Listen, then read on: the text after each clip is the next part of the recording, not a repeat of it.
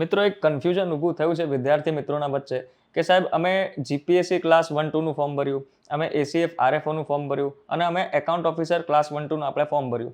પણ હવે સાહેબ કન્સેન્ટ ફી શું બધાની અલગ અલગ ભરવી પડશે?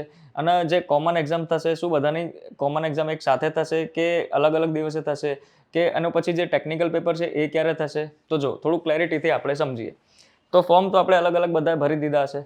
હવે કન્સેન્ટ ફીસ જીપીએસસી ક્લાસ 1-2ની, એસીએફ આરએફઓની, એકાઉન્ટ ઓફિસર ક્લાસ 1-2ની બધાની અલગ અલગ કન્સેન્ટ ફીસ આપણે ભરવાની થાય. બરાબર છે. હવે જ્યારે 7 જૂન 2026 આવશે ત્યારે આ બધી જ ભરતીનું એક કોમન પેપર થશે, GS1 જેને આપણે કહીએ. પછી 28 જૂન 2026 એકાઉન્ટ ઓફિસર ક્લાસ 1-2 અને એસીએફ આરએફઓની જે GS પેપર 2 છે એ અલગથી ટેકનિકલ પેપરની પરીક્ષા થશે.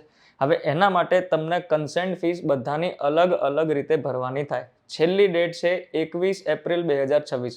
તો ભૂલતા નહીં, બધાને કન્સેન્ટ ફીસ ભરવાની છે. ઓકે, અને ઝડપથી તમે કન્સેન્ટ ફીસ હવે ભરી દેજો, રાહ જોતા નહીં.